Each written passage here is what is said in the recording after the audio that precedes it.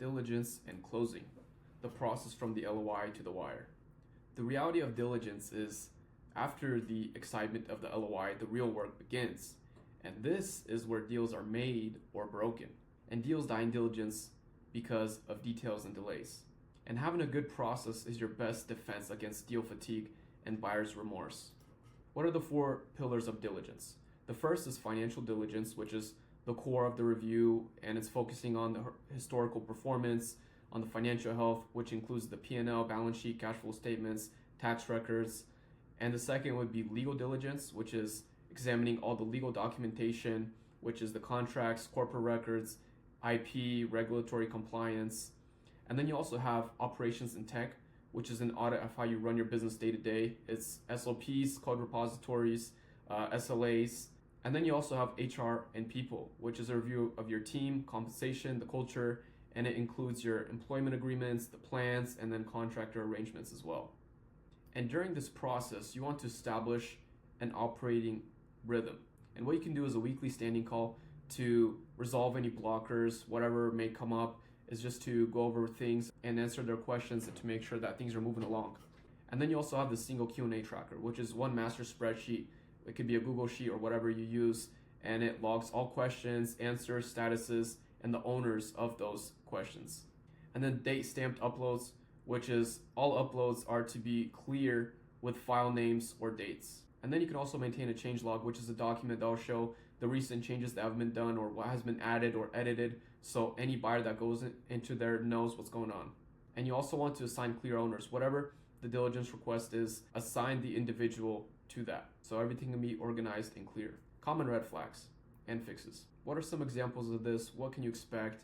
An example could be concentration risk, which is too much revenue from 1 or 2 customers, and you can show strong customer retention data, multi-year contracts, healthy pipeline of new deals. You want to know how to answer to these correctly.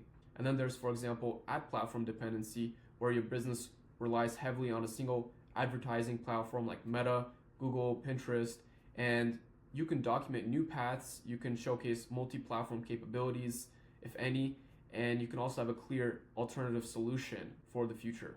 Messy financials, they can be inconsistent or non-standard bookkeeping. You want to make sure that you engage a CPA to clean your books before the diligence starts, because this is a horrible sign to a buyer.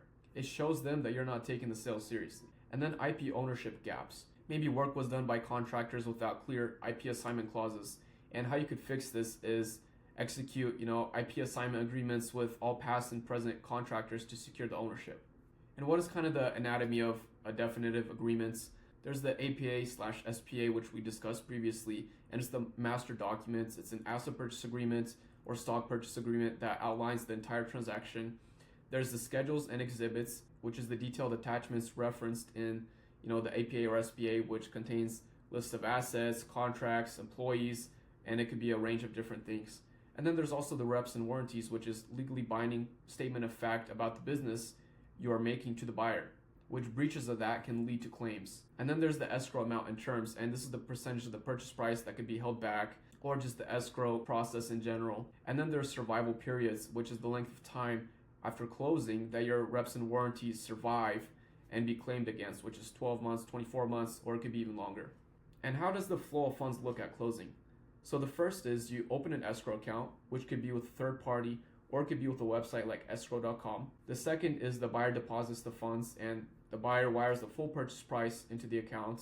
And then there's closing deliverables, which is where the seller transfers all the assets to the buyer. And then there's the fourth step, which is the escrow release. Upon buyer verification, the funds are released to the seller and you finally get paid. And planning the 30, 60, 90-day transition, whatever your transition period is, you want to make sure that it's smooth. And you want to, in an organized manner, transfer ownership of all accounts, the keys, credentials, and you want to clearly define the hours, duties, and compensation for your transition role. And with that, the non-compete terms, if there are any, finalize the scope, the duration, geography, whatever it might be of the non-compete. And then success metrics. You can also agree on key metrics that define a successful handover for both parties. So here's a quick mini case of solving an IP gap, for example.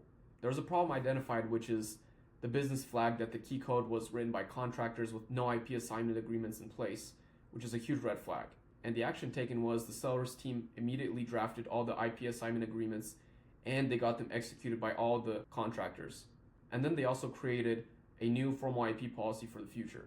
And in 1 week, the seller presented the fully executed IP assignments to the buyer, turning a delay and reprice risk into a go for closing, and it built significant trust. So that is it for this module. What is attached is the diligence checklist and then also Q&A log template.